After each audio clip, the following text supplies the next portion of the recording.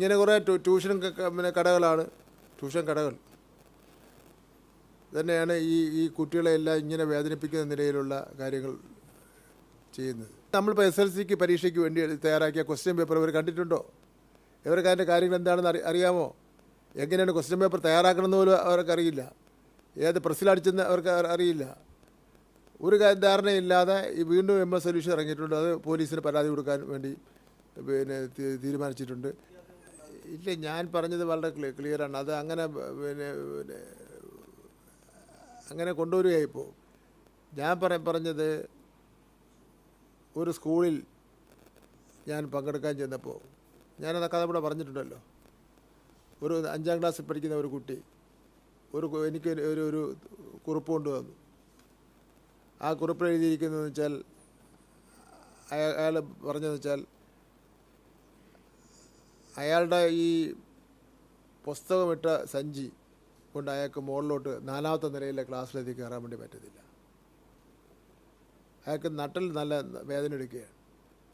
തിരിച്ച് വീട്ടിൽ ചെന്നാൽ പുസ്തകം എടുത്ത് വായിക്കാൻ പറ്റുന്നില്ല, ഞാൻ ഉറങ്ങുകയാണ്. അമ്മ വഴക്ക് പറയുകയാണ്. അതുകൊണ്ട് ഞങ്ങൾക്ക് ഒരു കാര്യം ചെയ്യണം, ഒന്നുകിൽ ഈ ഭാരം കുറയ്ക്കാൻ വേണ്ടി എന്തെങ്കിലും സംവിധാനം ഉണ്ടാക്കണം, അല്ലെങ്കിൽ ഈ ഞങ്ങൾക്ക് ലിഫ്റ്റ് വേണം. ഞങ്ങളുടെ സ്കൂളുകളിൽ ലിഫ്റ്റ് എനിക്ക് കയറി പോകണ്ട. ലിഫ്റ്റിൽ ദീർഘമായ കത്താണ്, ഞാൻ വച്ചിട്ടുണ്ട് ആ കത്ത്. പിന്നെ എനിക്ക് ലിഫ്റ്റിൽ പോകണ്ട, പുസ്തകത്തിന് ലിഫ്റ്റിൽ കയറ്റി മുകളിൽ കൊണ്ടുപോകാം. അപ്പോൾ എനിക്ക് പ്രശ്നമല്ല അവന്. ഞാനത് അവിടെ ആ യോഗത്തിൽ തന്നെ അവന് പറയാൻ ചെയ്തു.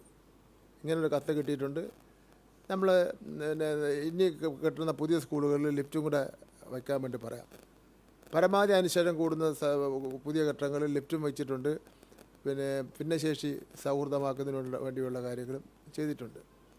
അപ്പോൾ ഇതിനെ ബേസ് ചെയ്ത് പറഞ്ഞു, ഇത് പാഠപുസ്തകങ്ങളുടെ പൊതുവിൽ കനം കുറയ്ക്കേണ്ടതാണ്. 20% നമുക്ക് കുറയ്ക്കേണ്ടി വരും. കാര്യം വെച്ചാൽ 1 മുതലുള്ള കാര്യങ്ങളെടുത്താൽ അതിൽ റിപ്പീറ്റേഷൻ ഉണ്ടാവും. അതുപോലെ തന്നെ ഈ കുറച്ചുകൂടെ വലിച്ചു നീട്ടി ഉള്ള കാര്യങ്ങളുണ്ടാവും. അതെല്ലാം കുറച്ചുകൂടി നമുക്ക് കുറയ്ക്കുന്നതിന് വേണ്ടി കഴിയും.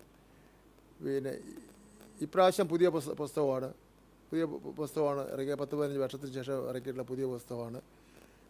ഓരോ വർഷം കഴിയുന്തോറും വിജ്ഞാനം മാറിക്കൊണ്ടിരിക്കുകയാണ്. ഓരോ വർഷം കഴിയുന്തോറും പല ഇനങ്ങളും നമുക്ക് കുട്ടികളെ പഠിച്ചത് മാറ്റിയിട്ട് പുതിയ കാര്യങ്ങൾ എടുക്കേണ്ടി വരും. ഇതാണ് നമ്മൾ ഉദ്ദേശിച്ചത്. അതും SLCയുടെ പരീക്ഷയും തമ്മിൽ ഒരു ബന്ധവുമില്ല. SLCയുടെ പരീക്ഷ തമ്മിൽ യാതൊരു ബന്ധവുമില്ല. ഇത് പറയട്ടെ, ഇത് കഴിഞ്ഞ പ്രാവശ്യം നിങ്ങൾക്കറിയാമല്ലോ, ഒരു പിന്നെ മോഡൽ പരീക്ഷ കോഴിക്കോടുള്ള ഒരു കക്ഷി MS സൊല്യൂഷൻ എന്ന് പറഞ്ഞൊരു കക്ഷി, അത് പോലീസ് അറസ്റ്റ് ചെയ്തതോടുകൂടി ആ കാര്യങ്ങൾ തീർന്നു. ഇന്നിപ്പോൾ ഒരു പ്രധാനപ്പെട്ട ടെലിവിഷൻ ചാനലിൽ ഒരു കക്ഷി ഇരുന്ന് അങ്ങനെ ഭയങ്കര MS സൊല്യൂഷൻ വീണ്ടും തുടങ്ങിയിട്ടുണ്ട്. ഇന്നിപ്പോൾ ഞങ്ങൾ കണ്ടുപിടിച്ചത് അയാൾ ഭയങ്കര ഇരുന്ന് ഇവരങ്ങ് ആധികാരികമായിട്ട് ഇവരെല്ലാം വേറെ കുറേ ആൾക്കാർ തീരുമാനിക്കുകയാണ്. ഇവർ ക്വസ്റ്റ്യൻ പേപ്പർ കണ്ടിട്ടുണ്ടോ? നമ്മളിപ്പോൾ SLCക്ക് പരീക്ഷയ്ക്ക് വേണ്ടി തയ്യാറാക്കിയ ക്വസ്റ്റ്യൻ പേപ്പർ ഇവർ കണ്ടിട്ടുണ്ടോ? ഇവർക്ക് അതിൻ്റെ കാര്യങ്ങൾ എന്താണെന്ന് അറിയാമോ? എങ്ങനെയാണ് ക്വസ്റ്റ്യൻ പേപ്പർ തയ്യാറാക്കണമെന്ന് പോലും അവർക്കറിയില്ല. ഏത് പ്രസ്സിലടിച്ചെന്ന് അവർക്ക് അറിയില്ല. ഒരു ധാരണയില്ലാതെ വീണ്ടും MS സൊല്യൂഷൻ ഇറങ്ങിയിട്ടുണ്ട്. അത് പോലീസിന് പരാതി കൊടുക്കാൻ വേണ്ടി പിന്നെ തീരുമാനിച്ചിട്ടുണ്ട്. അത് കുട്ടികൾക്കാകെ ഭയപ്പെടുന്ന രൂപത്തിലുള്ളതാണ് പിന്നെ പറയുന്നത്. കുട്ടികൾക്ക് ഒരു ബുദ്ധിമുട്ടും ഉണ്ടാവില്ല. ഞാൻ പിന്നെ മന്ത്രി എന്ന നിലയിൽ തന്നെ വ്യക്തമാക്കുകയാണ്, കുട്ടികൾക്ക് ഒരു ബുദ്ധിമുട്ടും ഉണ്ടാകുന്ന പ്രശ്നമില്ല. MS സൊല്യൂഷൻസ് +1 പരസ്യം കിടക്കുന്നു. അയാളുടെ പടവും വെച്ചിട്ട് 4,000 മന്ത്ലി 4,000. ഇങ്ങനെ കുറേ ട്യൂഷൻ പിന്നെ കടകളാണ്, ട്യൂഷൻ കടകൾ തന്നെയാണ് ഈ കുട്ടികളെ എല്ലാം ഇങ്ങനെ വേദനിപ്പിക്കുന്ന നിലയിലുള്ള കാര്യങ്ങൾ ചെയ്യുന്നത്. അവർ തന്നെ പ്രഖ്യാപിച്ചേക്കാൻ 20% ചോദ്യം കടുപ്പപ്പെട്ട ചോദ്യമായിരിക്കും. അതുകൊണ്ട് ഞാൻ പറഞ്ഞു തരാം ഇനി കാര്യങ്ങൾ. വേറെ ഒന്നുമില്ലല്ലേ? അത് ശരിയാവും. ഒരു ഉത്തരവ് ഇറക്കി ധനവകുപ്പ് ഇന്നും കൂടെ ഫയൽ വന്നു കഴിഞ്ഞാൽ അതും കൊണ്ട് വെച്ചിട്ട് അടുത്ത ആഴ്ച, ഈ കൊല്ലമല്ല രണ്ടാഴ്ചയ്ക്കകം. അത് കഴിഞ്ഞ് നമുക്ക് അവസരമില്ലല്ലോ. അല്ല, ഈ നമ്മൾ മന്ത്രി എന്നുള്ള നിലയിലുള്ള ഉത്തരവാദിത്വം തീരാൻ വേണ്ടി ഇനി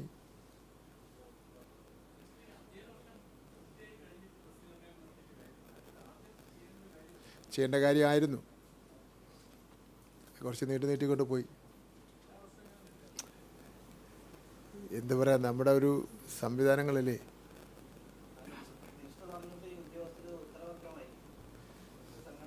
അല്ല അതിനുശേഷമൊക്കെയാണല്ലോ ഇത് കുറച്ച് സ്പീഡായി വന്നത്. ഇതിൽ പ്രശ്നം എന്ന് വെച്ചാൽ UID എന്ന് പറഞ്ഞാൽ നിങ്ങളത് പറയുന്നതിൽ കേട്ടോ അനീഷേ, UIDയെ സംബന്ധിച്ചിടത്തോളം വിദ്യാഭ്യാസ നമ്മുടെ കേരള എഡ്യൂക്കേഷൻ റൂളിലും അതേപോലെ തന്നെ ചട്ടങ്ങളിലുമൊക്കെ തന്നെ UIDയെ സംബന്ധിച്ച് കൃത്യമായിട്ട് പറയുന്നുണ്ടല്ലോ. നമുക്ക് ആ UIDയുടെ തത്വം മറികടന്നുകൊണ്ട് പോകണമെങ്കിൽ കുറച്ച് പാടുണ്ട്. നമ്മളിപ്പോൾ അത് UID മുഖാന്തരമുള്ള കുട്ടികളുടെ എണ്ണം നിശ്ചയിച്ചാൽ മാത്രമേ അധ്യാപകരുടെ തസ്തിക നിർണ്ണയം ശരിയായി വരുള്ളൂ. അപ്പം UIDയിൽ പറയുന്നത് ഇന്ന നമ്പർ 20 ഒരു ക്ലാസ്സിൽ എത്ര കുട്ടികൾ വേണമെന്ന് ഉണ്ടല്ലോ. അതില്ലാത്തതാണല്ലോ പ്രശ്നമെന്ന് പറയുന്നത്. അതില്ലാത്തവർക്ക് എക്സെപ്ഷൻ കൊടുക്കുക എന്നുള്ളതാണ്. ഇപ്പോൾ കോടതിയിലൊക്കെ തന്നെ മറ്റുള്ളവർ പോകാൻ വേണ്ടി സാധ്യതയുണ്ട്. നമ്മളിപ്പോൾ റിസ്ക് എടുത്ത് അതിൻ്റെ ഒരു ഉത്തരവ് ഇറക്കിയിരിക്കുകയാണ്. അതൊക്കെയാണ് ഇതിൻ്റെ താമസം വന്നുകൊണ്ടിരിക്കുന്നത്.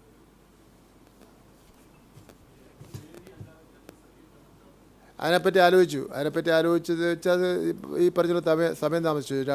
അടുത്ത അക്കാഡമിക് ഇയറിൽ ഒരു കോമൺ സർട്ടിഫിക്കറ്റിനെ സംബന്ധിച്ചിടത്തോളം ആലോചിക്കുന്നതായിരിക്കും നല്ലത്. പക്ഷേ എൻ്റെ ശ്രദ്ധയിൽ ഇതിൽ അങ്ങനെ ഒന്നും പറ്റിയിട്ടില്ല. ഒന്ന്, നമ്മുടെ ഇപ്പോൾ ഉള്ള ESC ഹോസ്പിറ്റൽ തന്നെ പൂട്ടുന്ന നിലയിലാണ് മുന്നോട്ട് പോകുന്നത്. കേന്ദ്ര ഗവൺമെൻറ്റിൻ്റെ ഒരു സഹായം തരുന്നില്ല, ഒറ്റ സഹായം കിട്ടുന്നില്ല. ഇനി പുതിയൊരു ആശുപത്രി തുടങ്ങുന്നതിനെ സംബന്ധിച്ചിടത്തോളം അങ്ങനെ തുടങ്ങിയാൽ നല്ലതായിരുന്നു. എന്തുകൊണ്ടോ അവർക്ക് ചെയ്തു കൊടുക്കാം. കേരള ഗവൺമെൻറ് എന്തുകൊണ്ടോ സഹായം ചെയ്തു കൊടുക്കുന്നതിന് ബുദ്ധിമുട്ടില്ല. BJPക്കാർ അതെങ്ങനെ പറയാൻ തോന്നിയെന്ന് എനിക്കറിയില്ല. കേരളത്തിൻ്റെ നമ്മുടെ ബഡ്ജറ്റിൽ തന്നെ ആകെ ആമ മാത്രമാണല്ലോ നമുക്ക് തന്നത്.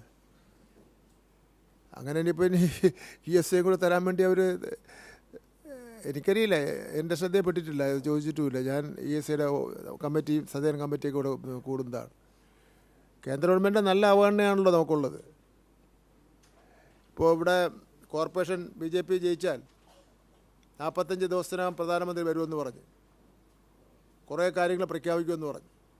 വന്നു പ്രധാനമന്ത്രി, പക്ഷേ 1 രൂപയുടെ വികസന പ്രവർത്തനങ്ങൾ പോലും പ്രഖ്യാപിച്ചില്ലല്ലോ. നമ്മുടെ ശ്രീ രാജീവ് ചന്ദ്രശേഖരനും കൂട്ടരും എല്ലാം കൂടെ BJP സംസ്ഥാന കമ്മിറ്റി ഓഫീസിൽ ഡൽഹിയിൽ പാർലമെൻറ്റിൽ ബഡ്ജറ്റ് അവതരിപ്പിച്ചപ്പോൾ അവരെല്ലാം തയ്യാറായിരുന്ന പത്രക്കാർ നിങ്ങളെയൊക്കെ വിളിച്ച് പറഞ്ഞ് അവിടെ വരണം. അവരിങ്ങനെ അത് കണ്ടുകൊണ്ടിരിക്കുന്നത്. കാരണം ഒരുപാട് വികസന പ്രവർത്തനങ്ങൾ പ്രഖ്യാപിക്കുമ്പോൾ സന്തോഷം കൊണ്ട് കരയുന്ന രംഗമൊക്കെ ഷൂട്ട് ചെയ്യുന്നതിന് വേണ്ടി നിങ്ങളെല്ലാം അവിടെ വിളിച്ച് വരുത്തി, കണ്ണീര് വരുന്ന, സന്തോഷം കൊണ്ടുള്ള കണ്ണീര് വരുന്ന രംഗമൊക്കെ ഷൂട്ട് ചെയ്യുന്നതിന് വേണ്ടി നിങ്ങളെയൊക്കെ അവിടെ വിളിച്ച് വരുത്തി. അവസാനം ഒന്നും സംഭവിച്ചില്ല. TV അടിച്ചു പൊട്ടിക്കാത്ത ഭാഗ്യം. ഇതാണ് ഇപ്പോൾ BJP എടുത്തുകൊണ്ടിരിക്കുന്ന കാര്യങ്ങൾ.